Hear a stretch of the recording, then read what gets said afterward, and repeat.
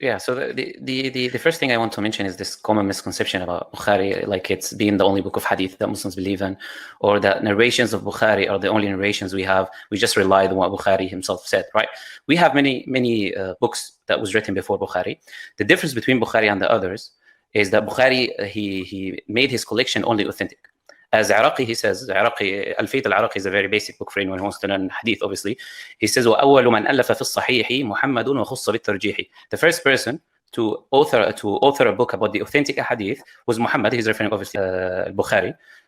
He was the first person to make a book restricted to Sahih hadith, right? So now, before Bukhari, I have a small list here, a very small list, to give you some of the hadith that was there, written by companions, or tabi'in, or people before Bukhari in general. Bukhari was born 194, he died 256. Yeah, we have a tabi'i, Hammam, which is obviously he took the hadith from Abu Hurairah. He was a student of Abu Hurairah. So this is another tabi'i. He died 131. Right? We have, and by the way, we have these. We have this manuscripts. If you go, you will find these manuscripts. It's not like we're saying they did this and we don't have it. And we have the physical evidence. You can go and check it yourself, right? We have another tabi'i, which is a person who came after the companion, Abu Zubair. He had a sahifa. Right? Imam al-Asfahani, he gathered the Sahifa. Okay? We have Al-Muthanna ibn Abdullah, he died 150. We have Shu'bah ibn al-Hajjaj, right? We have Ibrahim ibn Taham. We have Abu Sa'id al-Kharazani. We have Muwatta Malik. Malik, he had his Muwatta. We have the full Muwatta of Imam Malik, which has around 3,000 hadith, including the narrations of the Sahaba and the Athar. It's like 3,000, right? And we have also his Mudawwana, which is written by his student, right? Qasim ibn Abdul Rahman. We have his Mudawwana, which is a Q&A, and it also contains a hadith. We have a hadith from Imam Shafi'i in his books, Al-Risala, and other hadith, right? We have Jama' Ma'mar ibn Rushd, right? Who died 153, right? It's in Sana'a, it's in Yemen. If you go, you can read it yourself. We have Abdullah ibn Mubarak. He wrote Kitab al-Zuhd, he wrote Kitab al-Jihad, he wrote al-Musnad, he wrote many other books, right? So these are just a little few. I can give you a lot more, by the way. This is just some of the people who wrote even before Bukhari was born, right? So if you take Sahih al-Bukhari and you throw it somewhere else, that's not an issue for us. Reality is all of these hadith was there before Bukhari was there, right? Musnad Imam Ahmad and Musnad Abu Shayba, it has more. Musnad Imam Ahmad alone has 3 times the hadith in Bukhari. We have mustakhrajat, which are written on the hadith narrated in Bukhari, but in different books of hadith, right? So it's not like we're relying on Bukhari. But let me mention this key point. Why do we keep mentioning Bukhari? Why do we say it's the second authentic book after the Quran? And I think this is a point where people miss. The reason we say that is because the nation, the ummah of Prophet Muhammad ﷺ have accepted the book to be authentic.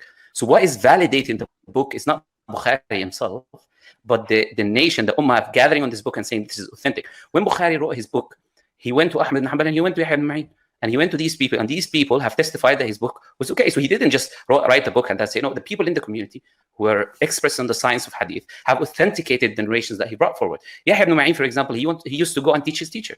He used to go to Abdullah ibn al-Madini and he listens to Abdullah ibn al-Madini. And one time he said, let me teach him, let me test his memory. He's okay, he's everything, but we don't know his memory, he's old now.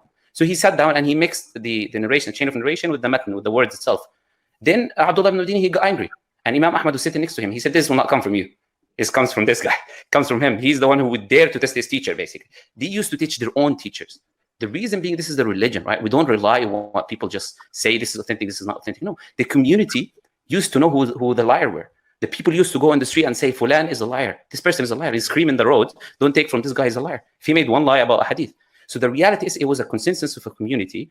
And that is the reason we accept it. Allah subhanahu wa ta'ala, he says in the Quran, in chapter 4, verse 115, he says, وَمَنْ يُشَاقِقِ الرَّسُولَ, whoever opposes the messenger and takes any way other than the way of the believers.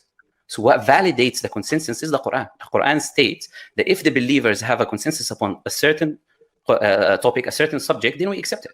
So the reason we're accepting this hadith is because the Quran validates the consensus of the believers, right? And also Allah, he says in the Quran about the companions, they are trustworthy, you can take from them. He says in chapter 9, verse 100, right? That those who follow them and the companions, Allah is pleased with them. And they are pleased with him. So we are not just basing things on what we think, rather that we have a very strict criteria, right?